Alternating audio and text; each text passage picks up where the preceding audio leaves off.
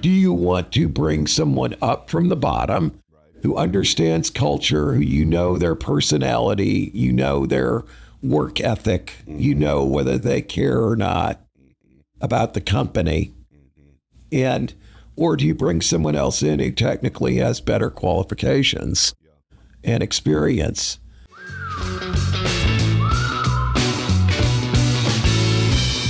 Hey, I'm back in the studio here with my buddy, Mr. Eric Howard. And co-host. And co-host, that's right. I was just, I was telling Eric, I ran into somebody the other day and we started talking about Eric, and we both agreed that we always feel better after we spend time with Eric. You may not today, man. I'm in a mood. Well, you look like you're sick, okay? I hope you're Do I not. look sick or I just sound sick? You sound sick. You look kind of sick. Do I? Yeah, it looks like You're casting like... it's like you haven't shaved.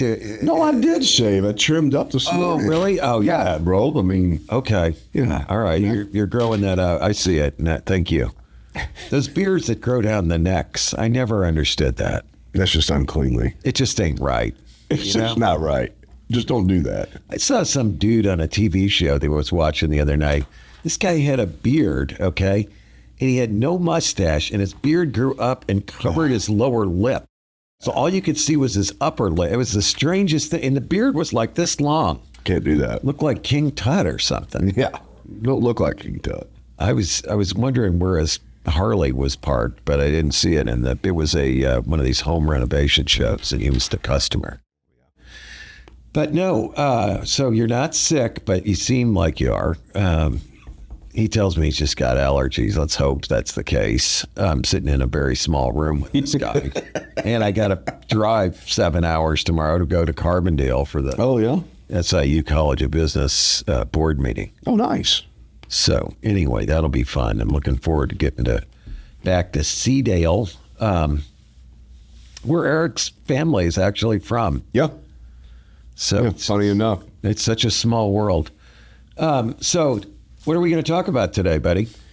Looks like you're talking about making management transitions real. Aha. Mm-hmm. What do we have to say about that? Well, I think the premise here is, you know, if you're a startup in your own business, like you may not even recognize that you are management. You know what I'm saying? It's kind of a Right. weird deal. Yeah. I mean, that happens to me in about every business I have. If I think about the business, I just start thinking about the customer base, the market, you know, the product or service, whatever I'm going to do. But I really don't think of myself as like, okay, I'm a manager as well of people. Yeah, I just start looking for people to help drive the company, but I never think about that I really need to manage those people and bring them in. Yeah. Well, Does that hopefully. happen to you? Oh, absolutely. Okay. My theory's always been I want to hire people I don't need to manage. No, 100%. I mean, it's if I got to, I mean, not to say that a certain amount of direction isn't necessary, but yeah, I don't like holding people accountable. I don't like having a lot of meetings. I don't enjoy that. Yeah, and a lot of times, you know, in the startup, like in our case, in my case specifically, you know, I didn't have like management training. Mm-hmm. I started young as an entrepreneur. I just kind of learned. I've always just learned through surprises. Yeah, you learned as you grew. Yeah. Yeah. And so I never like had any management training in that sense. Well, you're not unusual. According to the statistics here, let's see, 60% of new managers say they receive no formal training before taking on their leadership role. Yeah. Yeah, So that's a lot. You're in the norm. That's good. Yeah. Yeah, because I mean, like you just learn through the hard knocks, you know, the folks that, you know, and I think the interesting thing, especially in a startup, like I remember having this experience. I remember being like 22 years old and I was so frustrated about, you know, things that were going on in my new business. Couldn't understand why people didn't care. You know, they wanted to get off at 5 o'clock or whatever it might be. They weren't putting the time to get projects done. And if I sold an advertisement or something for my media, like to me is all hands on deck. I mean, no matter what, everything's sacrificed to make sure that we keep that client, make a good impression and get more. Yes. And of course, I understood the direct line of that revenue back towards meeting the payroll. Yeah. But no one else ever gets that. Yeah. No one ever gets that the client relationship and the money that they pay goes straight to the payroll. Well, you can't say no one. Okay.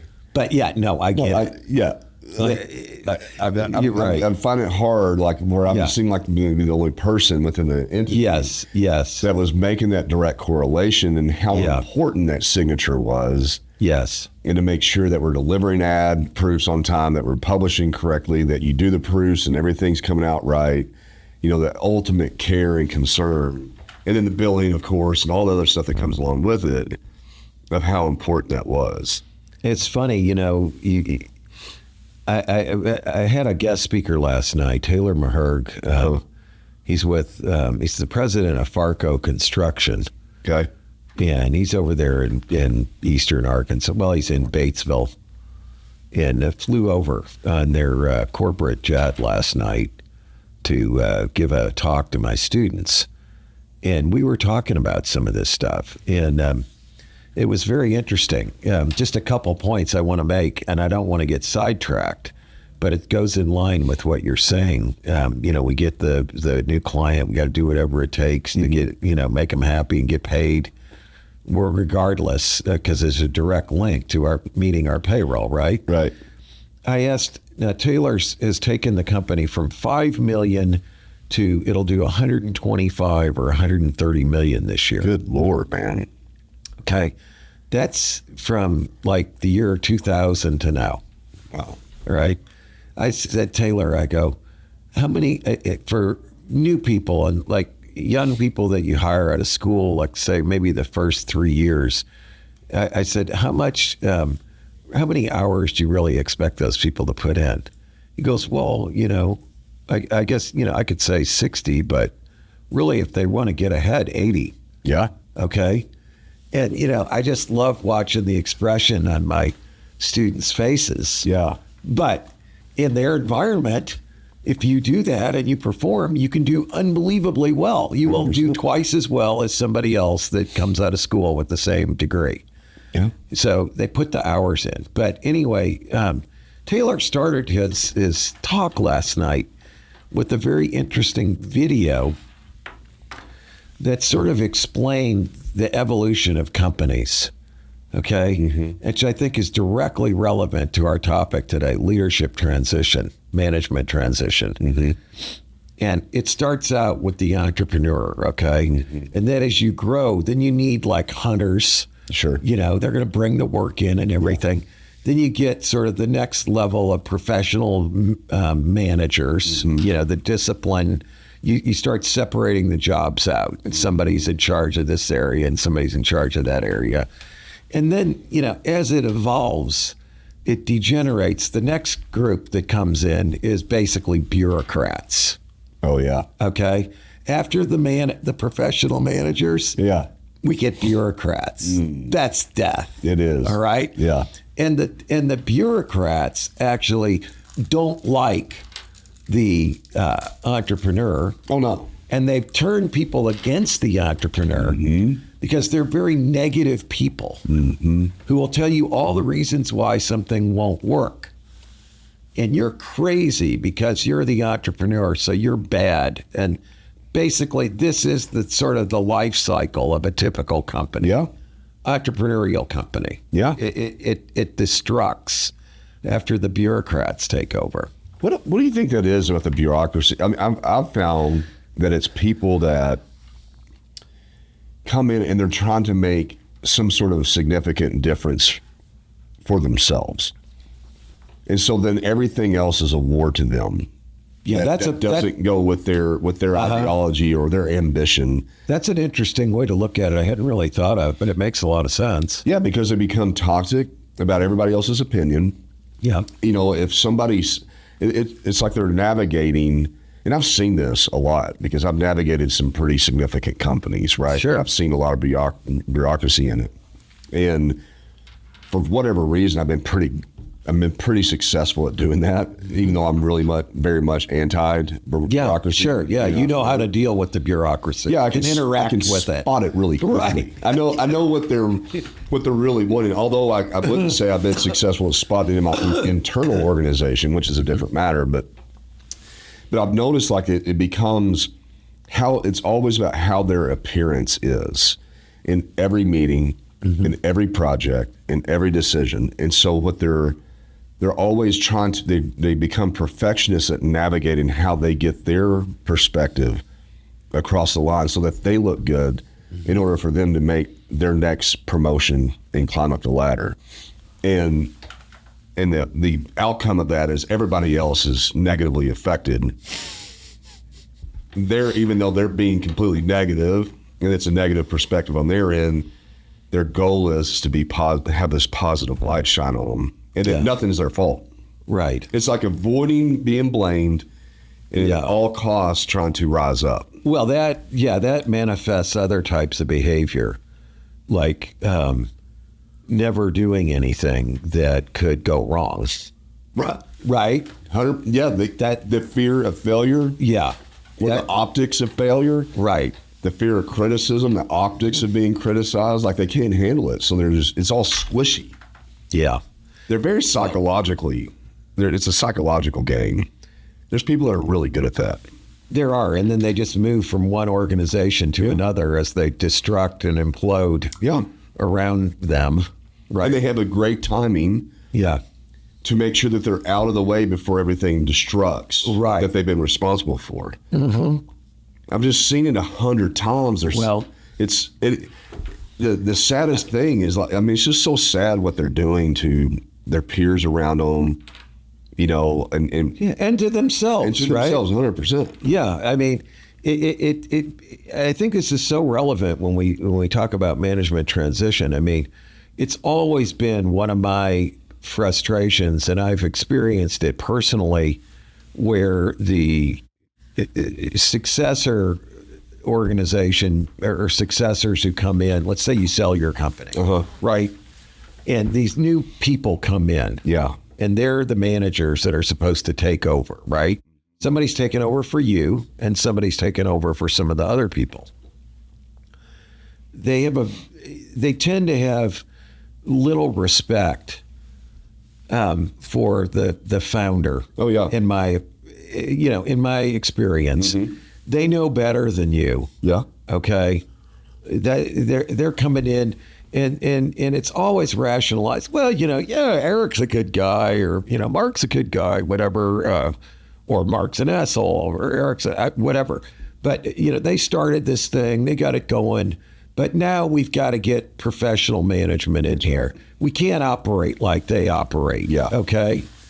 And so that's the beginning. That's the genesis of the scenario that results in bureaucracy and terminal illness at the end. Yeah. That's where it starts, in my opinion. It starts destroying the culture. Yes. Which the culture is, it's really the bonds between people within an organization. It's an intangible. Yeah, it is. But you can sense it when you are in it, and you can sense it negatively and you can sense it positively. Yeah. But once it's sensed negatively, it's like it's like trying to very hard to overcome that. Very, very that hard. Blackness, that darkness we talked about in the never-ending story, right? Yeah. It just permeates. It just takes over everything until Falcor comes back. Yeah, this is the representation of the entrepreneur. Is Falcor, the dog with bubbles, comes back. But even that discussion, I like the fact you brought up a buyout, which is like kind of this ultimate management transition. Right. It's like the episode. But even if you're in a startup business and you are growing, you have to have more managers. Of course. You can't do it all. You gotta, Yeah. But the scariest thing to me is, how do you hire for that, right? Because, so if you need somebody, I need somebody to take over the finance part. Okay, right. Great. The trick is, where you get tricked out, is you post a job posting or whatever, and then you start getting folks that are applying. Right. And you get this one candidate that's got 15 years of experience, and they've worked at all these different companies and just looking so great, and they've held these different growing titles at different companies. That is, an initial glance is like, oh man, it's perfect. This is exactly the type of person I need. Right.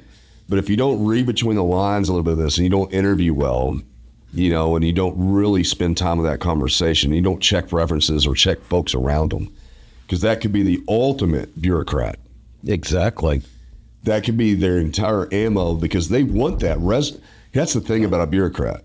They want their resume to be the best resume that's ever existed.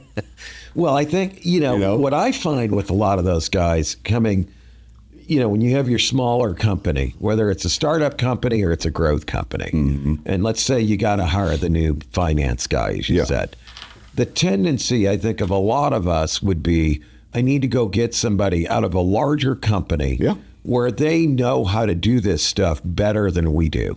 I've bought into that before. Sure. Okay. I mean, it sounds logical. And it's actually something that people say often. Yeah. Hire people that are smarter than you. Right. Get them out of the organizations that have figured this all out. Yeah. A lot of times that's a terrible person to hire because your organization's not the same as what they came from. That's right. And they have this perspective that everything's got to be done the way it was done at the last place I worked. Oh, yeah. Okay. And they try to force that onto a smaller / higher growth rate company. I had my friend Paul Stagg in recently. No, excuse me. It wasn't Paul Stagg. I mentioned Paul to you last week. I had Bert Hanna in. Oh, yeah.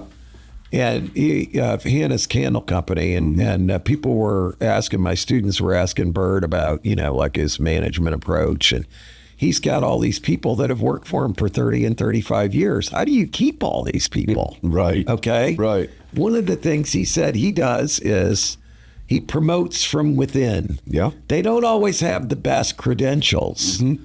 But he'll go out on the floor to find somebody that's got the right personality attributes. That's right. To do the job. That's right. I like that. And so I think it's it's very relevant in the context of transition. That's what we're talking about. Do you want to bring someone up from the bottom, who understands culture, who their personality, their work ethic, whether they care or not about the company, or do you bring someone else in who technically has better qualifications? And experience. And I think that, like in our conversation about leadership last week too, the same rule applies here, right? You need certain types of managers for certain things at different times within the business. Yes. No, that's true. If you're a startup and you have 4 people on your team and you're growing like crazy, you don't need to go get you a high profile, well-stacked, super pro experienced finance person. No, they won't work in that environment. They're used to having staff work for them. It's too narrow of a job. And you don't want to actually hire someone that's way smarter than you in that scenario because you won't know how to build off that. You won't know how to, if you hire somebody that's got all this experience, they come in and they start this process, you won't even know what process they're starting. Because you as an entrepreneur, you're probably off to something else and you're going to forget about that. But you cannot do that. That's so true. And then they go off and start building something and you turn around 3 months later and you don't know why are we doing this? Yeah. And even if it's working well, you still don't have your hold on it. And so if that person that's when the bureaucrat knows that they have you. They actually want that to happen. They want to own. They want you to say, I got it. Don't need to worry about it. You go off and do your thing. They're over here. Now you're 100% dependent. Exactly. And now I got leverage on you. Everything to the bureaucrat's negotiation. It's negotiation leveraging. Yep. And having that power, they will force that on you and basically scare tactic you into never being able to fire them. Well, all that kind of stuff. Man, I know I'm being negative. No, but you're really right. I mean, it does resonate with me. I think that again, we're talking about entrepreneurial growth companies here, and we need to challenge conventional wisdom. I think if there's a message for our listeners, it's challenge conventional wisdom. And beware of taking, quote, professional management too far, such that you these things happen and you morph and you end up with bureaucrats that you're dependent on. I think the other thing is don't back out of everything so damn much. Again, I'm so tired of work on your business, not in your business. Yeah. Work in your business. Stay in your business. Work in every area of your business. Know how the thing operates from A to Z. You will be a lot better off. 100%. Okay. And again, depends on what stage your business growth is in. Mm-hmm. You know, we're talking about, I mean, everything I'm discussing and we're discussing right now is like early on. We're talking small companies. Small company, 3 people, 2 people, 5, maybe even 10. Right. You know, really small, because you can read quotes. I had a great friend, mentor of mine that sent me a quote regarding Jeff Bezos that he had mentioned something in an article. He said one of the smartest things he ever did was hire smarter people than him. Sure. You know, et cetera. And I agree with that. However, it depends on the stage of the business. Yeah.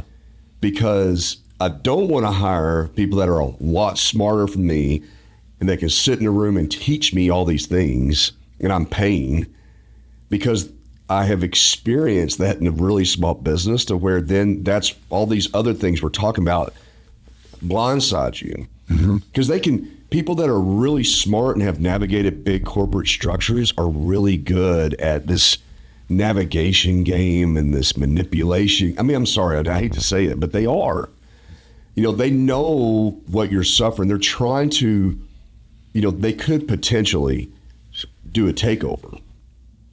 You know, I've actually had that happen with me before. People that were really, really smart in a company that I brought in. I mean, within 4 or 5 months, man, I'm telling you, like it was. I experienced it myself. Bad deal. Yes, I know. Bad deal. And you feel like, oh, I finally got folks around me that are able to do really good work.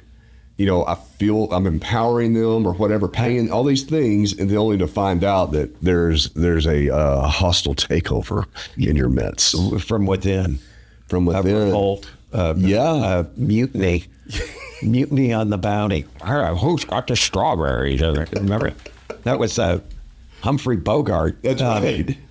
But that can be warned, small business owner. That can happen. Yeah, they don't tell you that in the quote. I don't think. No, they don't tell you that. I don't think it's necessarily. I don't disagree with the fundamentals of what you're saying. I don't think it's necessarily smarter than you. Yeah, we want people who are more intelligent than we are, obviously. Sure. But what we don't want is people who come out of larger organizations and or rely on their education to take over. Or their educational credential. Okay. I mean, we need smart people, but we need people who have done the work. Right. Who can relate to the culture we're in too. Yeah. You know, we're not down on big company people. Big company people work in big companies, navigate it, climb the ladder. God bless you. It takes a lot of skill. Yeah. All right. It takes attributes that you and I don't have. And if we become a big company, we need you. Yeah, right? we need some of you. You still need us, though. You still need us. That's where the problem comes in. Yeah, I can see that. Okay. Where, you don't need us anymore. What we provide is not necessarily what you like. It's not consistency. Yeah. Okay. It's not stability always. Yeah. It may be the opposite of that, but it's an energy. It's a force that the entrepreneur and the founder brings that you cannot ignore the importance of. Right. All right. Anyway, I do think so. Back on the topic of transition, I've also experienced good transitions that worked. I think if I were to characterize some of those, you can look at Zweigkrug today, where I sold my ownership internally in 2018 on a long-term deal, which they have honored and continue to do so. My successor is somebody I brought in 5 years before I turned the reins over to him. It was known to him that that was the plan. Mm-hmm. He worked in all important areas of the business and proved he could be a revenue generator, first and foremost, and a seller. Mm-hmm. Worked in these other areas of the business to gain experience and knowledge of how they all operate and credibility over time. And he had 5 years to work with somebody, okay? And then you turn things over to them. Do they do everything the way you do? No, they don't, all right? But if they can carry on and have a successful organization post you that continues to grow and be profitable, you can't fault them, okay? Yeah. I mean, you cannot fault them. So, but you take a process like that, there's a lot of time involved in it. Mm-hmm. I'm not just bringing somebody in because they came out of ABC, they're bigger and more successful than us, and throwing the keys at them 3 months later and go, hey, everybody, now instead of me, you work for Sue. Yeah. Okay? She's the one. That's actually a huge problem that a lot of small businesses can make because they're so eager to take something off their plate that they will, and I've been guilty of that. Oh, yeah, dude. Hey, so-and-so, Sue's your new manager. Talk to her about everything. And then the worst thing is then not touching base with Sue. Because once you bring in a leader on something or a manager, you have to manage the managers now. Yeah.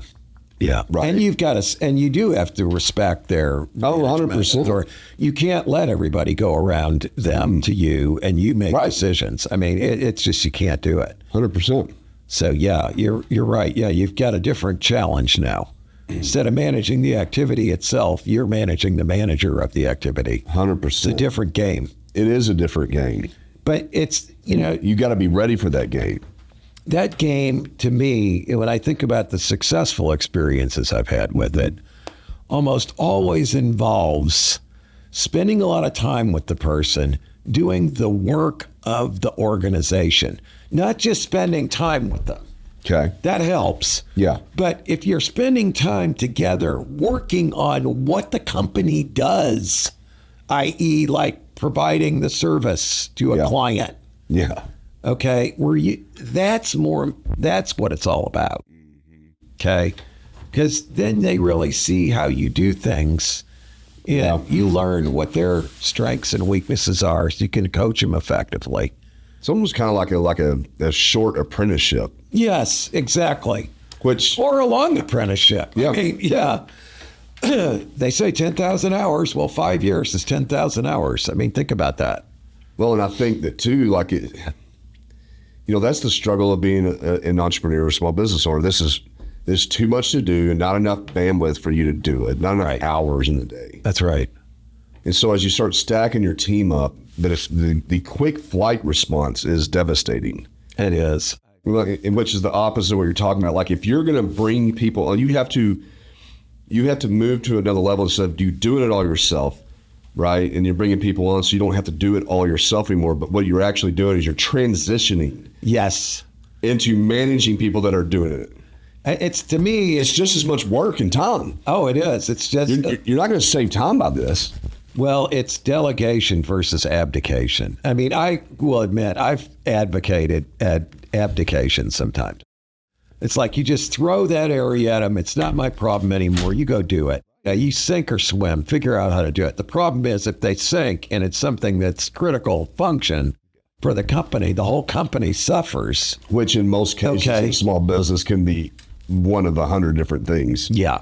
I think more likely, though, see the difference in you and I, maybe than some of our listeners, it goes back to entrepreneurs who want to build something that they can throw the keys at somebody someday and exit from with a pot of gold. Right. Versus the small business owner who has no intention of that, really. Right. There's making a living. Making a living or making a good living. Okay. They tend to be micromanagers. They never part with anything. That's what limits their growth. That's true. They're control freaks. They don't develop any talent. They don't abdicate. They don't delegate. It's true. And so they have no transition. They're looking at people who do the work directly. And their manager, they'll always be the manager. Yeah, exactly. And so I don't ever think that way. no, I don't think that way. I'm anxious to get out of anything I don't have to do. Right. Okay. Really anxious. Yeah. Anxious to, because I've got plenty of other things to do that I think are going to be more productive. I certainly have the confidence I'll find what that is. I never had a problem finding it, right? So, yeah, I think so. There really is kind of a difference in what your philosophy is, what you're trying to do with your business, what your exit strategy is. If you want to grow and you want to exit, you want to have an external sale or an internal sale and get some value out of your enterprise for all your years of toil, sacrifice, then you better be able to effectively transition management responsibilities that were all yours to other people. And to summarize what works in this case, and we can't overly generalize, you got to be careful about hiring people out of much bigger companies. They're used to having a lot more resources. Their tendency is probably going to be to become bureaucrats. Yep. Or to only do it the way they did it at ABC, which may be overkill for what you need, right? Yeah. Yeah. So that's one issue. The other thing is you got to be careful about abdicating too early and not giving this apprenticeship time to actually work. Ready to level up your show? Podcastvideos.com is the premier podcast recording studio, equipped with industry-leading technology to save you time and hassle. We specialize in marketing and distributing your podcast, ensuring it reaches listeners everywhere.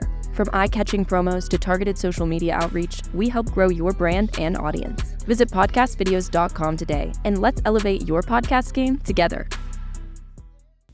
And I think another third point is really spending that time with these people in the work, like the apprenticeship part, but then also as just a person.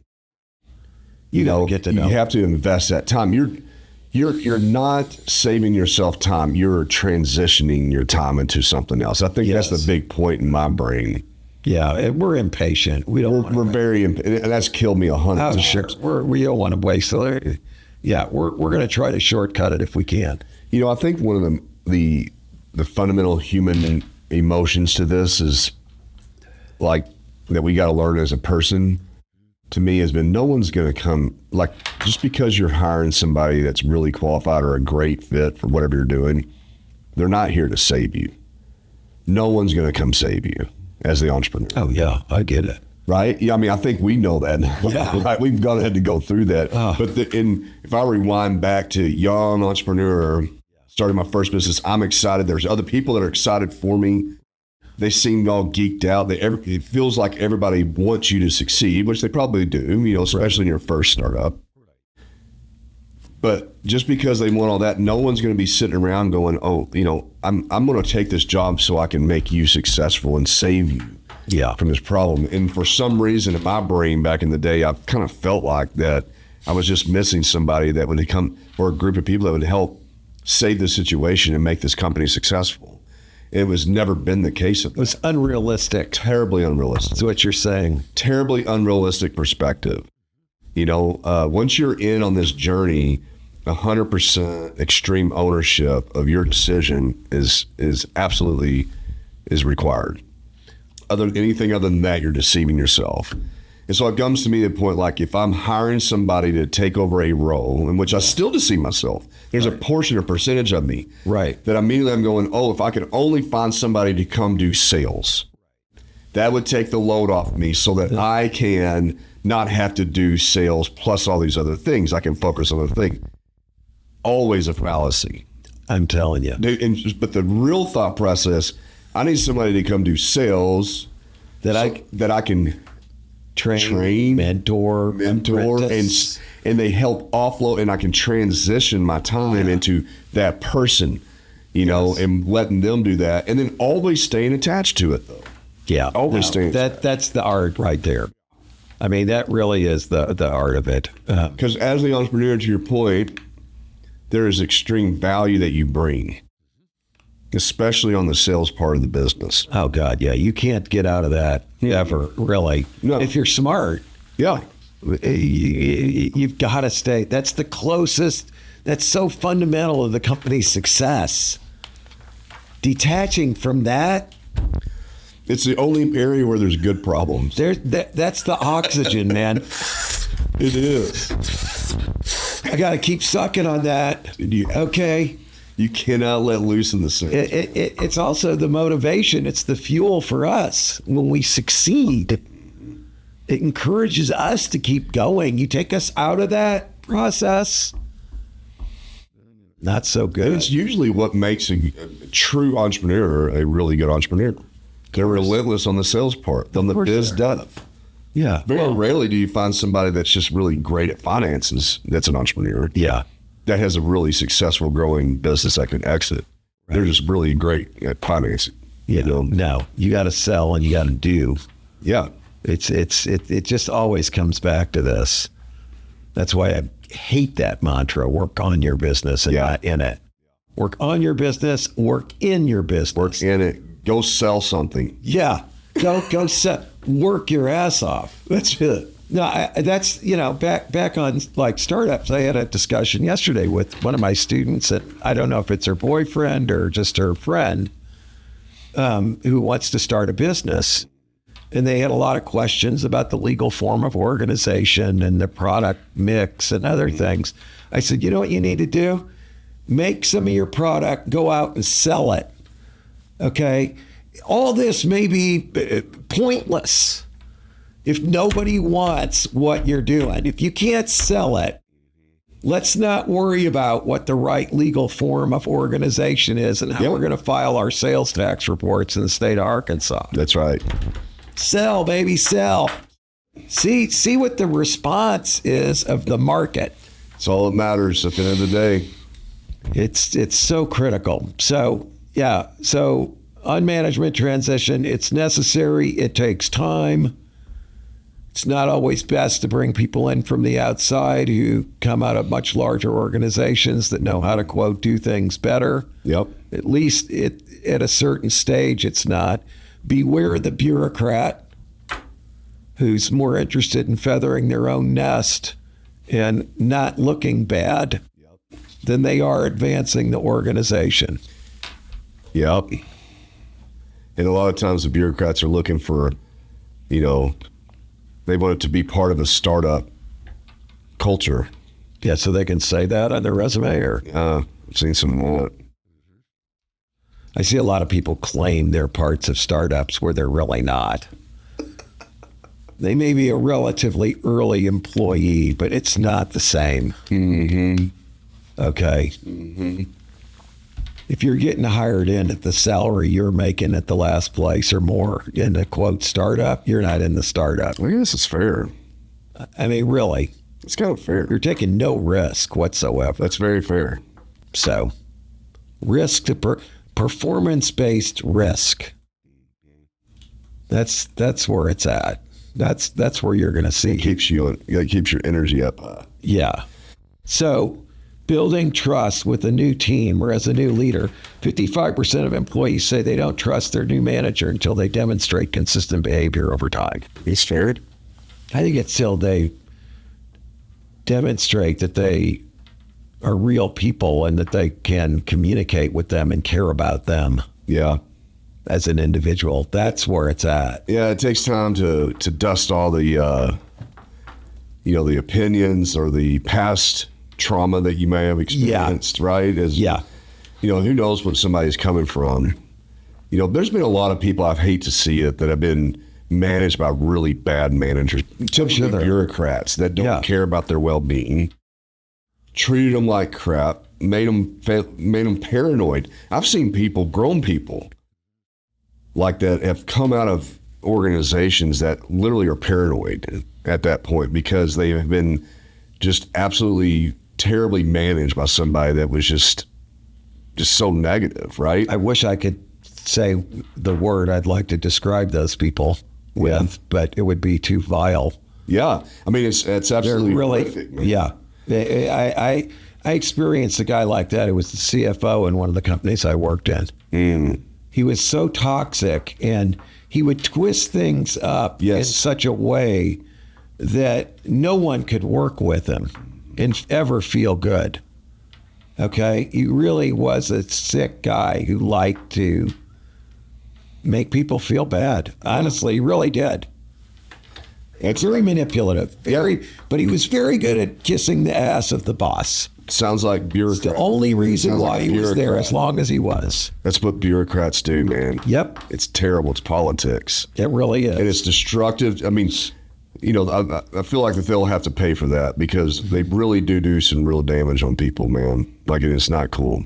Because when people work for somebody, they're putting a lot of trust in that. They're committing themselves. Of course they are. Their self-confidence is being put into it. Right. I mean, there's so much to it, right? Like the ones that are a lot of responsibility as a manager you have. 100% it is. Yeah. And, and you got to realize these folks need, if they're investing so much emotional energy into this company and with this manager's pouring back negativity, paranoia. I mean, it's just destructive, man. It's like I think it's really psychological abuse. Yeah, I agree. I've seen that happen to grown people that have that for 6 months, and they're extremely talented individuals. And it's just got to shed off of them. And so, to the point of that is it really depends. Like when somebody comes in, you have to be able to key in and have empathy and think about what maybe they went through. You hear those stories. Why are you not with this other company? Because once they get the job, they usually start letting their guard down a little bit more. Oh man, it used to be like this and went through this. Maybe my last manager would do this. And, that helps build trust when you listen to that person.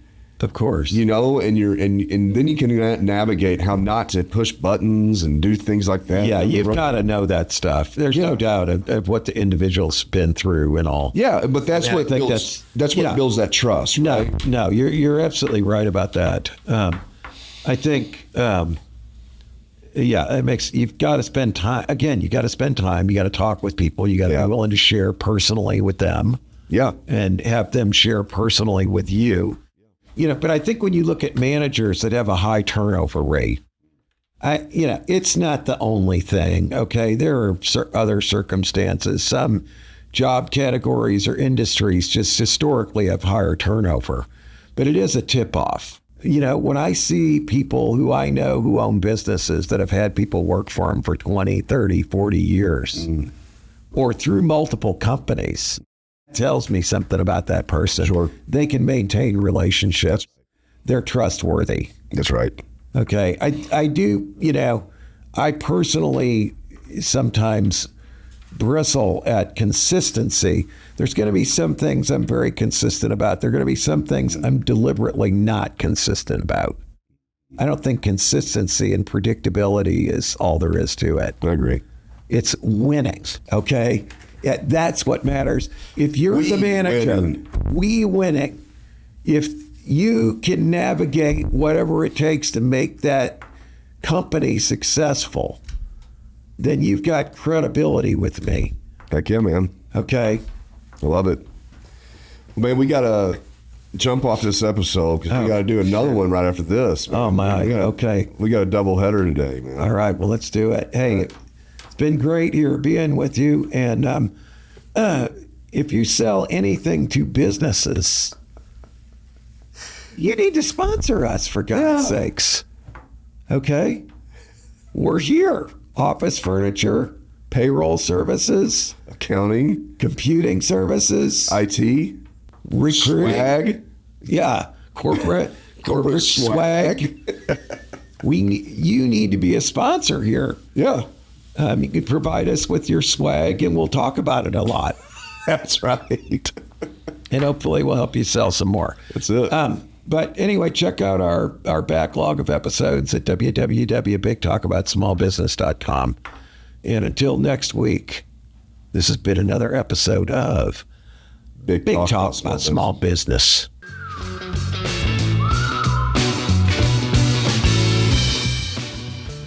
Thanks for tuning into this episode of Big Talk About Small Business.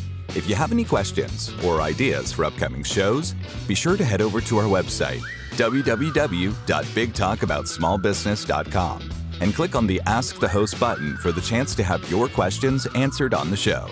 Stay connected with us on LinkedIn at Big Talk About Small Business.